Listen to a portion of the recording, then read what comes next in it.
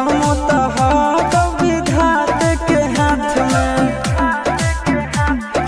कन्हैया से मिल जाते हमारा तो मंगल तियल कान के है आगे सोना, मंगल तियल कान के जोड़ी है बनावल भगवान के। दोष न है इंसान के है आगे सोना, दोष न है भगवान के।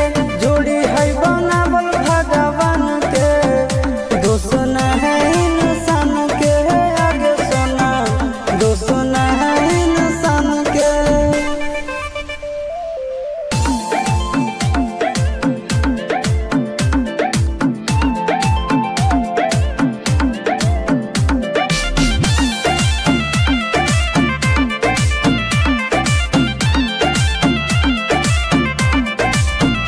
आगे तोर नहीं कसूर नहीं हमर कसूर गे, दोनों के कैला का ऊपर वाला दूर गे।